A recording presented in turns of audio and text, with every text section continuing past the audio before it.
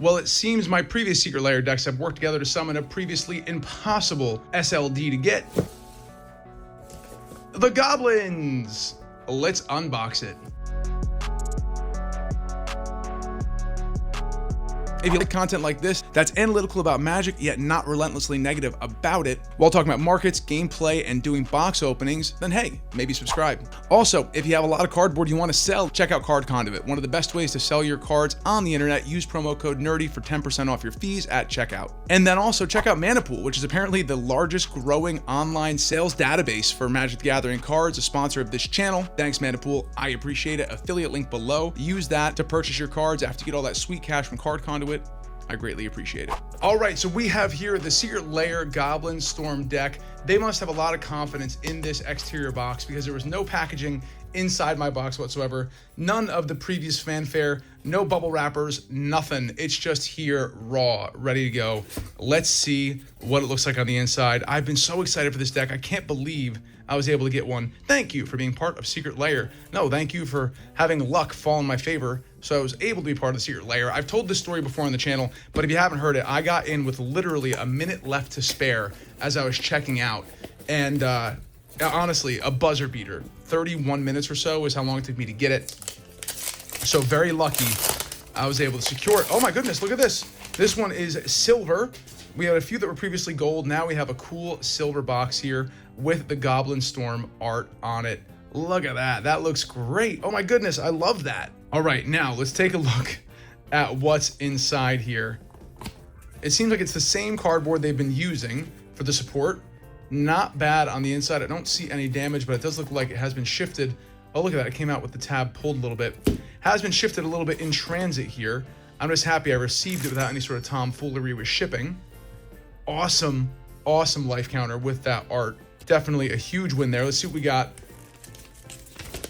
Maybe a little poster worth hanging. I love the derpiness of the eyes.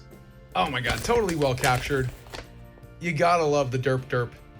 All right, we'll set that aside. Let's take a look at these. There's a real chance I'm playing this deck tonight, so I gotta get sleeved up. I cannot wait to see how it operates. I've watched a few reviews on its construction, but I want to get a feel for it myself before I go ahead and sort of tear it apart. So let's look at some of the highlight cards that we get here. Zada, which is the chosen commander here. Hedron Grinder. Whenever you cast an instant or sorcery spell that targets only Zada, copy that spell. For each other creature you control, that spell could target. Each copy target targets a different one of those creatures. So oh, nice. We're still getting the chunky boys. Oh, that's so cool. I was just talking about how we don't get the chunky boys anymore inside the Commander Precons. So it's really nice to see that we're getting that one here. So here's my actual Zada. We'll put that next to the chunker. Nice and thick. Krenko Mob Boss.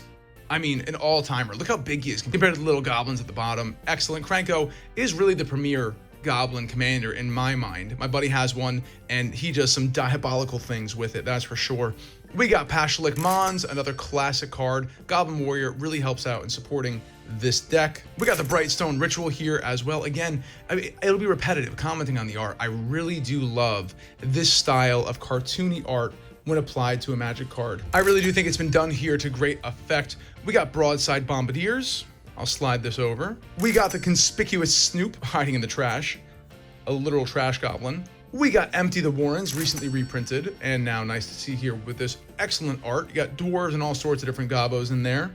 Grape Shot, which is one of the best goblin cards you can play. Grape Shot deals 1 damage to any target. It has Storm, really, really good in a Goblin Storm deck. Then we got Skirk Prospector here, which is sacrifice goblin, add a red. A little bit of Llanowar action for your goblins. Roaming Throne. This right here is the big hit of the deck. My goodness, this in a basic treatment is like a $50 card. We'll do a price on these as well to see what this is already selling for in the form of a single, although I think it's a foregone conclusion that Goblin Storm is a good value proposition at $150 if you're able to get it. This spiked up to over $800 per deck. I believe it's settled down to around 400 and change right now. We'll confirm that right here. Skull Clamp here with the cool goblin art, like that a lot. The Soul Ring, another great choice for this deck. I mean, just hit after hit. And into the Blasphemous Act now and the rest of the reprints here. that we got. Chaos Warp, Frontline Heroism. I think there might actually be one more card here. Goblin Chieftain. We'll go through all of them. I think these are greatly underappreciated. On my Whatnot stream the other week, we were talking about Thunder Junk, as I lovingly call it, and how the Spree card is really good, Bristly Bill was really good. It is an undervalued set, especially considering the From the Vault hits you can get, Vaultborn Tyrant, and other incredible hits inside that set. I know at the time it was very controversial. Idol Oblivion, great card, Rogue Medallion. Throne of Eldraine, this is amazing on any mono-colored deck. Insane. Look what it does. As Throne of Eldraine enters the battlefield, choose a color, add 4 mana of the chosen color, and spend that mana to cast spells of that color. Easy, right? That's a really great return here. This basically makes this cost an effective 1. And then 3, tap, draw 2 cards, spend mana only of the chosen color to activate this ability. In a mono deck, who cares? That is excellent. Going through the rest of the deck here. Down to the Bugbear, Fountain Ports, Kier Keep, Spine Rock Null, some good stuff here. Ooh, it's so cool to see Shinka. Look at that, amazing opening. It's a new product. Ignore the list right there. With a Saviors of Kamigawa on that. Is it Saviors of Kamigawa? I think it is. Really cool. Oh, I can see those lands in the background. That's what I'm really excited for. Glimpse the Impossible. Excellent art on that one. Really nice reprints, but we're just working our way. Ooh, Mana Geyser, another great include in this deck. We're working our way over here a little more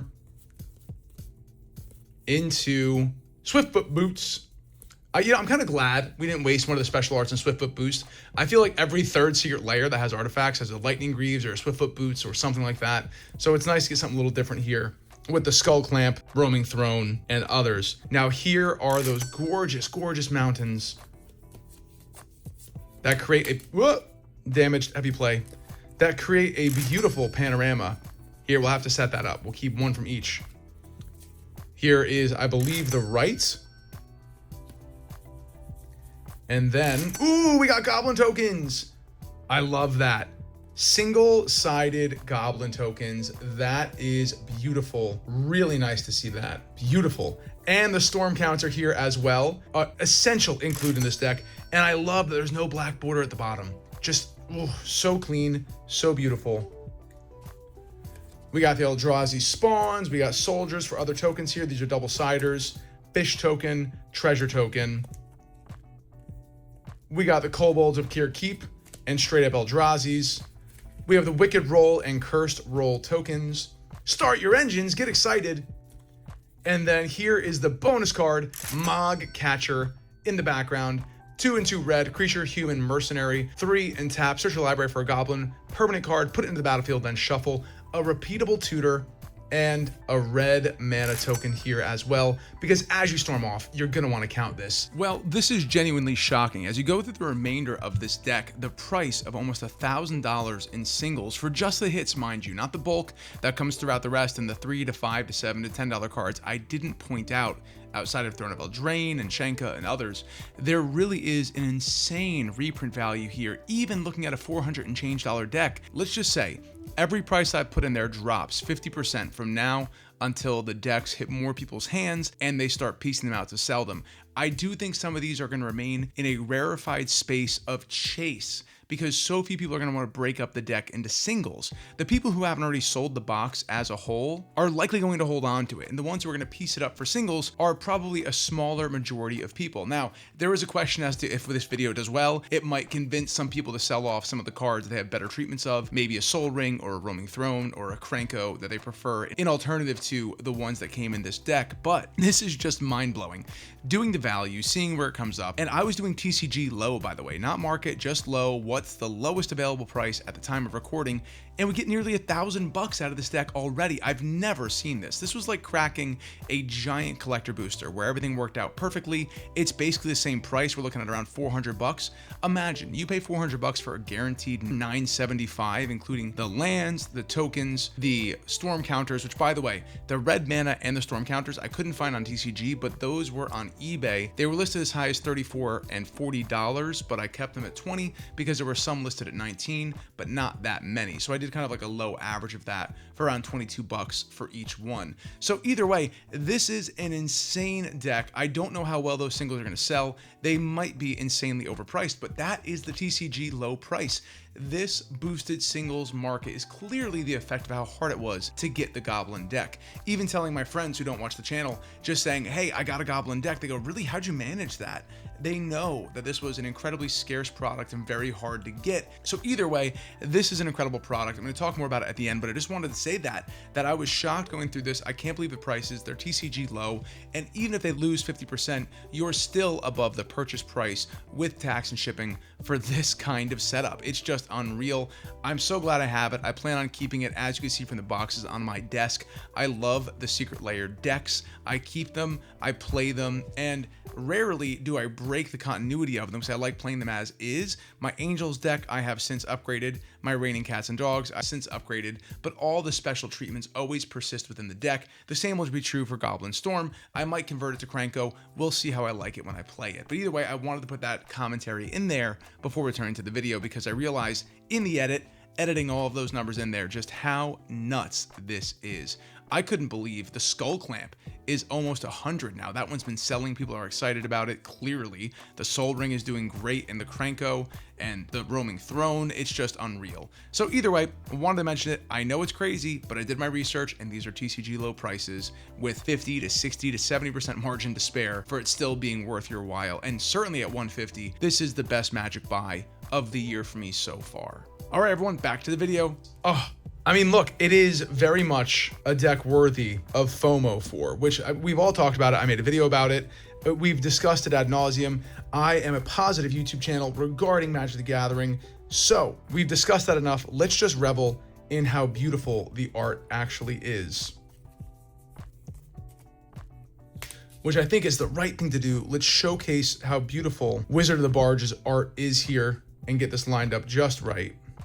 So ultimately, this looks great. An amazing deck here. I'll let you know how it plays, and I'm hoping to record the gameplay to include on the channel. But ultimately, you see here an incredible value proposition on this deck. Depending on the math, we're going to advise in this video in a non-financial advice way. Do your own research, check it out for yourself. But we're going to take a look at the value proposition, even at the more inflated price points, to see if it's worth your time and money. In terms of the value of the singles, I've seen more posts than ever before after this deck came out about just buying a printer, printing the deck, and there was even that quote from the artist himself saying, hey, go ahead and print this, which got misinterpreted and expanded to mean print all of my previous art that I've ever worked on, which, by the way, is not how that works. A lot of time this art is licensed. So this is work for hire where the artist will create it for a company, for an entity, and then that entity would own the license to that art. And then that entity would own that license for that art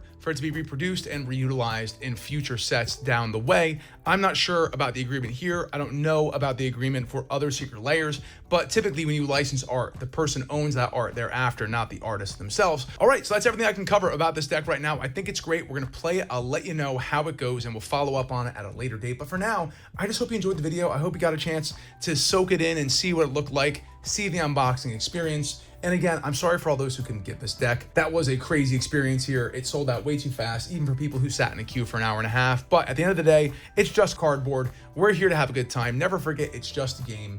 And I hope you enjoyed seeing the deck unboxed here today. And now I think it's time for us to thank our patrons. First and foremost, a giant thank you to all of our associates, council, and partner level patrons. I really do appreciate it. And then a giant thanks to our senior partners here, Teacher Johnny, Zach W., Dragon's Den Games and Hobbies, Novian L, Kevin C, and Berserkin. We really appreciate it. You guys got yourself that amazing Gaia's Cradle promo. Thanks for being a part, and that's a free gift for being a part of our community. Next, at the $50 tier, we have our equity partners, Toucher of Wood and Tony MTG Prince. You guys are also getting, in addition to that Gaia's Cradle, this sweet Gilded Drake, one of 50, done by the same artist as well. And finally, our Mad Lad named partner, Thomas McKinney. Thank you so much for your support of the channel and for everybody's activity in the Discord and helping to make this community what it is. One that spreads positivity and has fun with Magic this game we love. All right, everyone, thanks so much for being here. I really appreciate it. I'm going to be doing a Whatnot stream tonight, by the way, selling singles, 30-second timers, no rush. You get a chance to look at the card, make an informed decision, and if you've never used Whatnot before, you can get a free $15 credit to spend at any shop, not just mine, for the first time you sign up, using my referral link below in this description. We'll see you there at 8:30 p.m. Eastern Standard Time for my Whatnot stream. It should be a blast. We had a really great time last time. I run a smooth auction. We talk about it. I try and get you great deals on cards, and I hope to see you there. But until next time, I'm the Nerdy Attorney. Be excellent to each other. Play paper magic with your friends, and court is adjourned. See ya. Missed.